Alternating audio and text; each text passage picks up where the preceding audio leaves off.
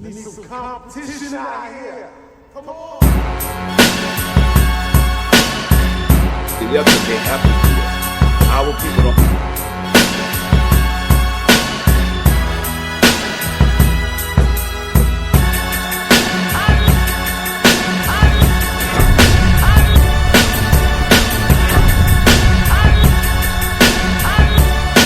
Interested in promoting your brand, business, or talent on Hip Hop News Uncensored? Hit me up right now at advertise@hiphopun.com. That's advertise@hiphopun.com. Hit me ASAP.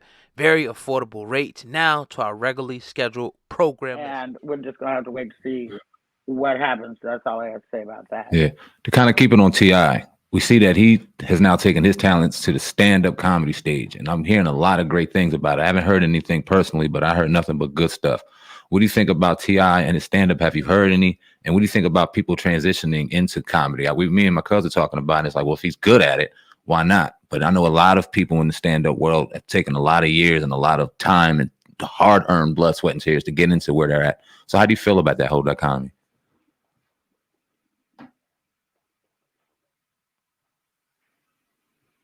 Well, it's a touchy subject for me because Tip is a friend of mine. I had the same problem when Nene Leakes was trying to do comedy as well, and we really had a battle over that one publicly, because there's a lot of people, even on Instagram, who are great comedic actors and could be a great comedic actor, but they want to try to do stand-up, and it doesn't always transition. I've not seen Tip in person, so I can't go on what anybody says his comedy is like until I see it. I've not seen it. Right. I think that if he's always had it as a passion and he's always wanted to do it, then, if he thinks he's good and other people are saying he's good, then okay. But I know that for most of us, we've had to trek a long, long road to get to the position where we are. Most of the people that you like, the Bill Bellamy's, the Jamie Foxx's, and myself, Tommy Davis's, stuff like that. When we started doing comedy, there was no money. There was no money. There was no television. I started doing comedy before there was a Comic View or a Def Jam. And we don't take kindly to. It's like comedy is the only genre that everybody thinks they could do, which makes it seem like we don't take any thought or any process to what we're doing. Everybody don't think they can sing country. Everybody don't think they can sing opera. Everybody don't think they can paint like Picasso. Everybody don't think they can be a sculptor, but everybody thinks that they can be a comedian. That part kind of irks me because everybody cannot. And if you come into comedy with an already built-in fan base, then you're years ahead of the hard work that we did, which was to live and create a fan base without any social media, by the way. Right. So, if that's what he wants to do, T.I. has the wherewithal to do whatever he wants to do. And I haven't seen him personally, so I don't take nobody's word for nobody when it comes to doing comedy. I have to see him for myself. Would So you be honest with him and tell him if he was ass at it?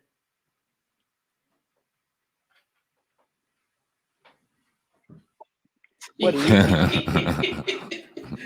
For sure. The other day, we know about Kodak Black being shot by Ice-T, and you live in the area of Los Angeles.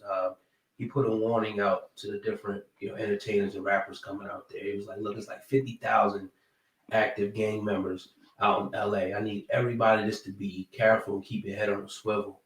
Do you think that this is going too far now, as far as, these rappers coming to different places and getting shot? Kodak Black was shot. A lot of people were saying a lot of different rumors. Is it going too far now with the hip hop industry now, and these rappers getting shot almost, it seems like, every few months and killed?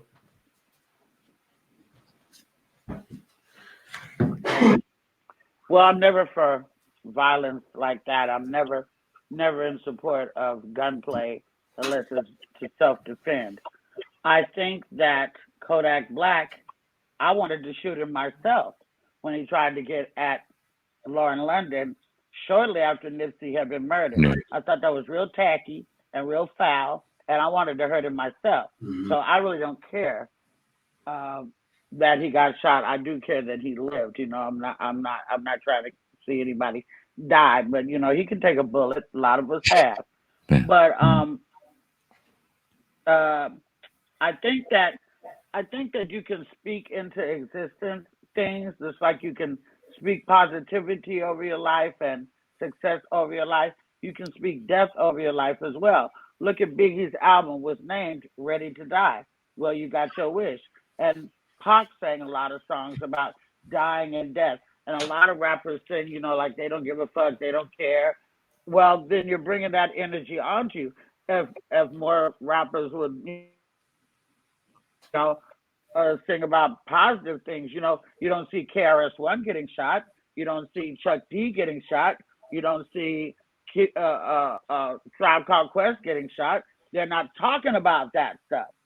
They're talking about Black positivity and empowerment and things like that. And that's why the advent of rap was so important.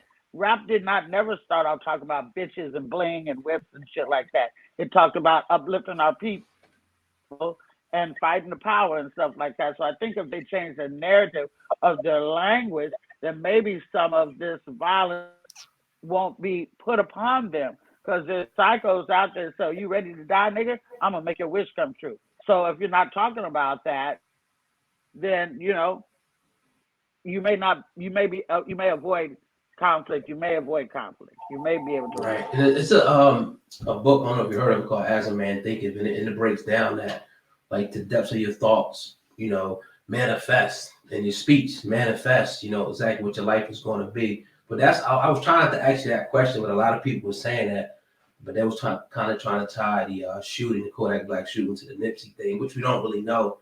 But it's funny you answered the question I was going to ask you anyway, but that's all I'm going to say.